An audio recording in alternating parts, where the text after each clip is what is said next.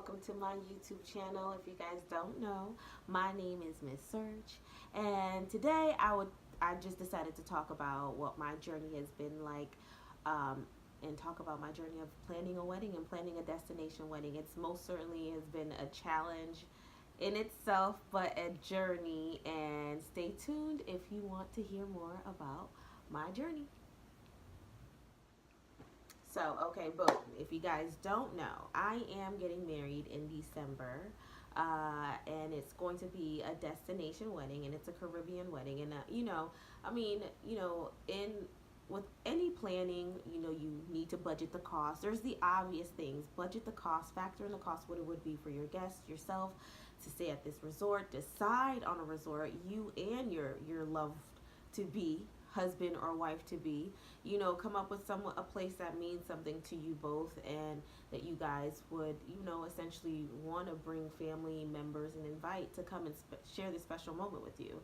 So, I mean, obviously, other than, picking all of that, budgeting and doing all of that, there's some main things that I feel like it's truly crucial in order for you not to feel any type of way about anything, and I'll go into it in a second. So the first thing, other than the obvious, pick a place, factor in the cost for guests, all of that is, number one, hire an event planner. Because most likely, if you do a destination wedding, you will have an event coordinator at that resort or venue, or someone there to help facilitate the day for you and your stay, right?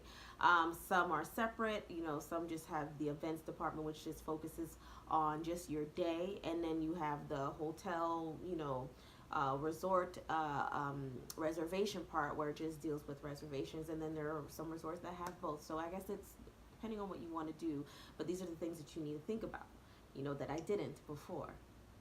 So hiring an event planner here in the States really did help me, just because, I mean, I work 40 plus hours a week, like most of us. We're full-time, working women, and I just didn't have the time to sit there and try to facilitate things going back and forth, with me and where our resort where we're having our wedding. So in the event coordinator there. So it was very important and very just helpful to have someone there to help step in when I'm not able to, because I'm in meetings all day, and so I just don't have the time during the day to take the time to help plan for this wedding. So for me, putting in that extra cost for someone that you trust, obviously, and you do your research on that, and just find someone that's reliable, that can work with you and be that middle person for you when you can't be there. But, you can be as involved as you want, and you can be as not involved. I am fully involved. So that's one. Now, the second thing that I would do is absolutely find a reliable travel agent or someone that can help facilitate your travel for your guests. One thing that we wanted to make sure is to, we didn't want our guests to go out and do it themselves. I mean, for me, like I said, I would rather pay for convenience than to do the extra work sometimes. So therefore, I wanted to extend that to my guests. And not to say, the travel agent that we have, she is a very, very, very nice person. But, there are some things that, were dropped, and we just needed to, if had we known before, we would have done our research, But nonetheless, she's done a great job thus far. She's gotten herself together. But you need to find a reliable travel agent, because if you don't, that can be an experience from hell. And, the last thing that you want as a bride is to be stressed out about someone's stay and your guests' stay and how they're getting there, and someone not doing what they're supposed to do, who you're trusting to do what they're supposed to do. You trusting that they know what they're doing, but they really don't. But no shade, I swear. Anyway, but find a reliable travel agent that can help facilitate your travel between, your guests and even yourself, and then later on plan your honeymoon.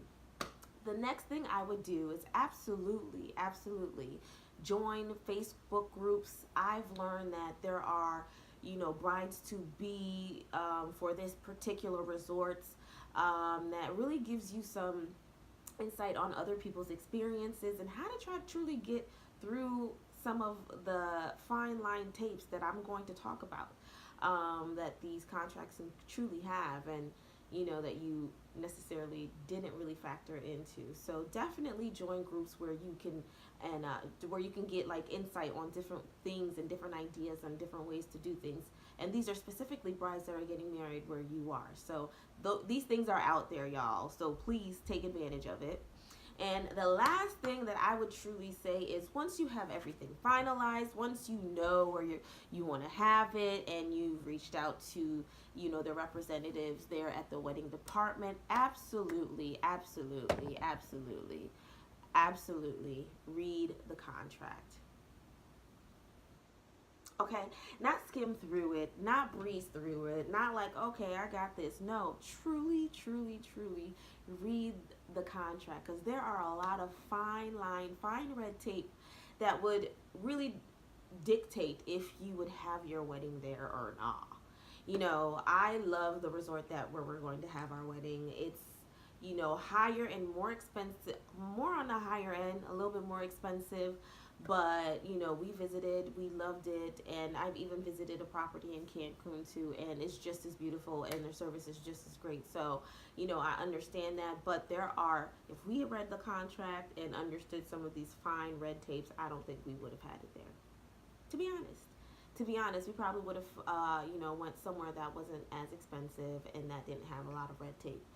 Nonetheless, you know, we have gone and worked through it, and we are, but you know, you just need to look out for that. And you know, the Facebook groups and these bride to be groups are a great way of finding, you know, ways around it. So you know, I'm bringing my own reception base from home, you know, DIY, and it cost me way less than what the resort was trying to charge me. And you know, don't be afraid to negotiate and talk down. Just because they throw out a cost doesn't mean that you have to take it. I'm a firm believer of, you know, trying to see and finagle what you can get without being too, you know, I'm trying not to be, but it's very hard to contain myself sometimes. I'm not a complete bridezilla, but listen, I don't like to be nickel and dimed and juked and dived. So just, you know, tell me what it is up front. So that's why I'm saying read the contract and read through the fine line tapes. So that is all I have, and that is what, and the advice that I have for right now. Now, I'm getting married in December, so there's lots of more that can take place, but that is really what I would say. Get a reliable travel agent, hire someone that can be your, you know, facilitator if you don't have that time, like me. I need somebody there. Reading through the contract, and there was one more, and joining Facebook groups or other groups that can give you some insight on ways to get around some of the red line tapes that there are out there. But thank you again for joining me. I hope you enjoyed, and if you did, please do not forget to subscribe, and let me know what else you want to see. Bye.